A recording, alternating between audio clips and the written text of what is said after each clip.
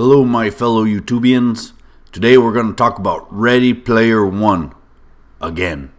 This is going to be my spoiler review of the book. So if you have not read the book, don't watch this video. Don't do that to yourself.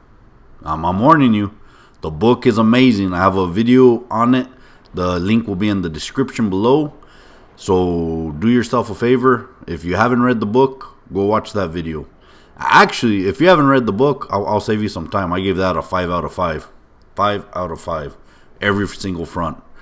Story, narration, and listenability. It's an amazing book. So if you haven't read the book, do yourself a favor. Go get the book. Go get the audiobook. I've read the book and listened to the audiobook multiple times. It is that good. So, of course, that goes to say for the same thing with the movie. The spoilers in this review will more likely be spoilers in the movie. So, you have been warned. With that said, let's get started. The story is amazing. I'm not going to go into all the aspects of the story. I'm going to be speaking as if you know the story, since this is a spoiler review. So, first spoiler right off the bat, H. H is Wade Watts, or Parzival's best friend. He's a young white male in the book. Young Caucasian male would probably be more politically correct. That plays a important part. And I'll be honest with you, H, I had him pegged as the bad guy. So there's a bad guy. His name is Sorrento, and he's coming at Wade Watts. Wade Watts, Parzival. He solves the first chamber. Anorak, in all his wisdom, when he set up this Easter egg, this goose chase, if you want, he was smart enough. The oasis is so broad, and it takes resources. Even though it's free, the libraries are free, the entertainment's free. There's a lot of aspects are free to it, but the worlds cost money. The worlds, they're not free. So he put the very first Easter egg on the one world that everyone can access, which is the schools. Yes, there are schools in the Oasis, and almost everyone goes there. Awesome, great idea. Just waiting for that to happen, like here in our reality.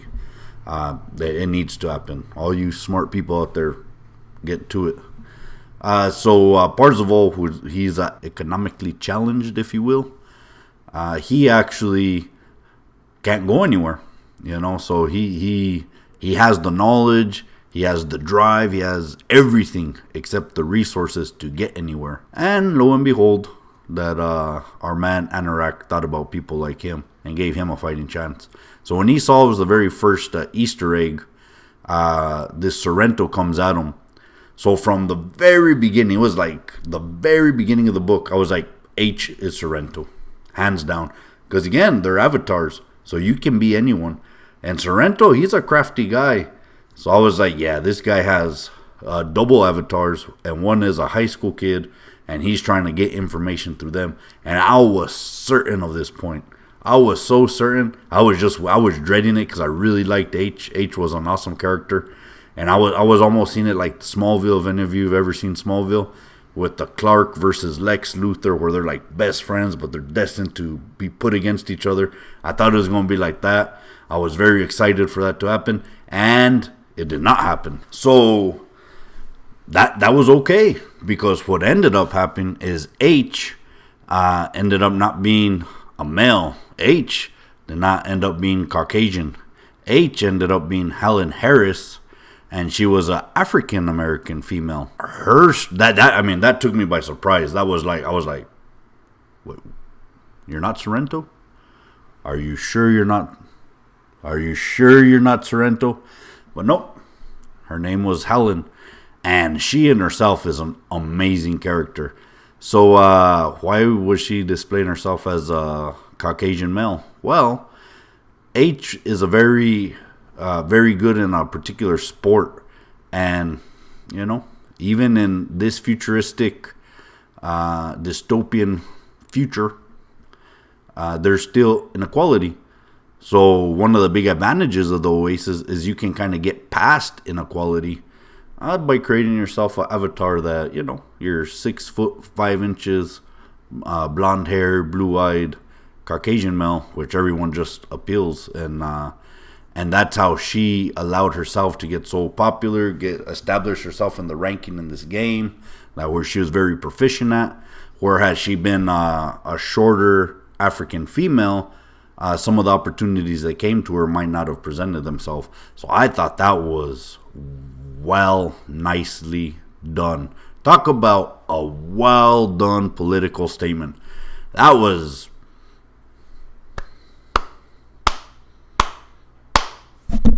Ernest, Cline, you nailed that one. That was good. And that took me by surprise. So that's probably one of the biggest spoilers, at least for me. I did not see that coming. Some other people might have saw that coming. I didn't. That took me completely by surprise. So let's go with spoiler number 2. There's a bunch of spoilers. I'm not going to be able to go into all of them. So I'm just going to talk about my favorite ones. That was probably one of my favorite ones. Spoiler number 2 was our man Parzival. So Parzival, throughout the series, a bunch of stuff happens to him. His trailer stack gets exploded. A lot of people die. It's insane. He moves to the city, Columbus, Ohio, if I'm not mistaken, which is like the center point where the internet, where the Sixers are established and everything. It's one of the best places to get the best quality internet. Being that he solved the first riddle, he goes from economically challenged to economically privileged, rents himself an apartment, gets him the best setup and everything, and he gets himself caught into, which is kind of like enslavement, where there's a term for it, endearment. Well, don't worry about the term. This ain't a college class. But anyways, he's a very low paid slave because he defaulted on some credit cards and he works there.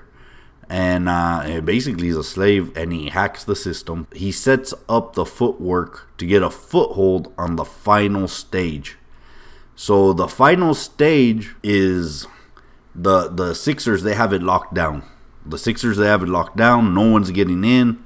And they're just trying to figure out how to open that last door. And no one can stop them because, they have unlimited resources. So Mr. Wade Watts, or Parzival, goes into the system, hacks their system, and implements kind of like a virtual dirty bomb that disrupts their system, giving them hope for an attack. So the spoiler here was, I did not see this being planned. I when he got caught up and when he got locked up and everything, I didn't know it was part of a plan. There's a routine that he's going through. It's a short-lived routine. In the movie, this will probably be like a 2-minute clip at the most, if it's even in there. But when I figured out that he had actually planned all this himself, I was surprised. I was like, oh, nice, okay, well done. So that was really well done. Probably the final and best spoiler, the best thing that happens out of everything is Pacman. So in the review, I had a Pacman shirt. I don't have that Pacman shirt right now. But Pacman plays an integral role. So during Gate 2, Parzival's lost. He can't figure out what the heck's going on. Everyone's conquering these gates. He don't even know where it's at. And he goes to this one arcade world. And he finds this one Pacman game. That's the way he interpreted the last riddle. And he played a perfect game, which is very hard. You got to go through every single stage and get every single dot without dying. Then at the very last stage, you got to die 2 times on purpose and collect those last some 4 dots established to get the ultimate high score. It's the perfect Pacman game. And he does it. And he gets a quarter. And he thought he was going to get a key. He thought he was going to get something. And he didn't. I did not see that going anywhere. I even forgot about the quarter. Well, lo and behold, when they attack this final gate, there's a doomsday weapon that the Sixers have that basically just annihilates everyone. So they're fighting the gate. They're starting to lose the battle. And boom, they unleash it. It just kills everyone. Everyone's out of the game. Every Gunther, everyone that was supporting, all the Sixers. And what happens? Well, the Sixers, they had a backup because there's a range on this. It's a huge range, but there's a range on it. So they're flying more people back to the gate to continue working, knowing that they just annihilated all the competition. But our man Parzival there had a quarter that gave him, wait for it, an extra life. That's right. He got an extra life. He got able to figure it out, save the day. Hoorah! Everyone's happy. Another Easter egg that's hinted at quite a bit is the love interest. So they're playing around with the love interest. Her name is Artemis, and she jokes a lot. How do you know you like me? I might be a guy. I might be an older guy living in the basement. A part of me thought that she might be a guy. I'll be honest. I thought they were taking it, especially after the revelation of H being Helen. I was like, oh, yeah, all bets are off. She might be a guy, and that would be an interesting, because they do fall in love throughout the story, and I thought, he might go there, which is, what is love, and that would have been the question. How much do you love a person? Fall in love with a female avatar of that person, turns out being of the same sex. How does that imply? I had a suspicion that they were going to go there, but they don't. So if that kind of stuff freaks you out, don't worry about it. You're safe. You're safe. But I thought they should have gone there. I thought that would have been interesting. I thought that would have been definitely unique and brought a whole new level to this story. So what I thought was going to happen, I thought she really was going to be a guy. I mean, I really did. Once H was revealed to be a girl, I thought Artemis was going to end up being a guy, and H and Artemis would basically switch roles, right? H would go from the guy best friend to Parzival to the love interest, and Artemis would go from the love interest to the guy best friend. And I thought that's kind of how that was going to play out. But that part didn't play out. But the way it was done very well. Again, really awesome story. So many Easter eggs in this. I mean, it's insane. I could do another video just talking about all the Easter eggs. But that's probably like a lot of research. So I probably don't have the time to do that. We'll just watch the movie. One thing I can tell you for a fact, and this is now a movie spoiler, is a lot of the big characters in the book are not the same as the big characters you see in the movie. So I imagine that has to do with copyright issues and not getting permission to use certain subject matters. I don't understand that world I don't understand that world enough. So I don't understand why in a book you can use that with no repercussions, but once you go to a film, you can no longer use them. But that does exist. You can say Coca-Cola or Dr. Pepper or Nike or whatever brand you want in a book, and you're free to do so. But once you bring up brands in a movie, all of a sudden you need permission and all this subject matter. Did I just mess up my own video by mentioning all those brands? Time will tell. We'll see. We'll call that one a test. So yeah, those were pretty much the biggest spoilers. Here's a spoiler. Wade Watts wins. He saves the day. There was only one thing in the entire book that I did not like, and it is a pet peeve. If there was ever a pet peeve, this is a pet peeve. All the armies were destroyed by this Armageddon weapon, and everyone lost their avatar. So anyone that's played any sort of MMO or RPG knows how much time it takes to level up a character, and so all these people had very high level characters that they spent years leveling up, and boof, they were gone trying to support the cause. And when Parzival wins and he gets basically the keys to the mansion and the $1 trillion or $1 billion or whatever it was, and he gets control of the Oasis, the first thing he does is return the avatars of the core team, which is him, H. There's two Japanese brothers. I can't remember their names right off the top of my head. He returns all of their avatars. But I was like, what about all those innocent bystanders that help you get where you were getting? You know what I mean? They couldn't have done any of it without them. And I wish he would have just mentioned that. I think that was a miss. Pet peeve. In my mind, even though it wasn't mentioned in the book, because Wade Watson, he's a great guy. He did, he was like, oh man, all these other people, and he was like, I got to get, and he got back, start typing, and he gave all those guys back their characters, with some extra loot and a special, we beat the Sixers energy sword or something or badge that, they could forever display on the Oasis, like, you were there, and this guy could be like, yeah, it was rough, I lost everything that day. But they gave me this badge and they gave me my avatar back, so we're good. Virtual reality wars is actually where, as a species, we need to go. That would be pretty cool. Who's the best programmer? And you just be like, hey, you guys, you lost, and whatever implications happen, then that ties up. So that's it. That's my spoiler review for Artemis. Just really talking about some random spoiler points. Love this book again. Cannot recommend it enough.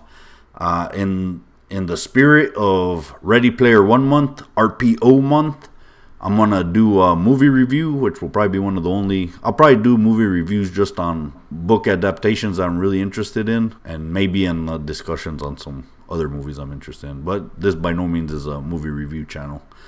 But I want to do a movie review for this because after that, I'm going to do a book versus the movie review. And again, for me, Ready Player One, 5 out of 5. If you haven't seen it, check it out. So have you read Ready Player One? Are you excited for Ready Player One, the movie? What is your take on books versus movies? Most of the time, the books are better. But there are instances and examples that I can give where the movie adaptation is better. And I'll probably have a discussion on that in a future video. So again, as always, this has been Dro Talks. Thank you for listening. If you enjoyed the content, hit like and subscribe. Trying to get to 1,000 subscribers by the end of the year. I'm at 22 as of this video. All 22 of you, thank you so much. But if you want to help support this channel, spread the word, share. If you enjoy it but you haven't subscribed, do so. I'd very much appreciate it. Hit that bell to get notified if you really enjoy some of the audiobooks and discussions around audiobooks and some of our other random discussions that I throw in there during the week. And most importantly, thank you for listening.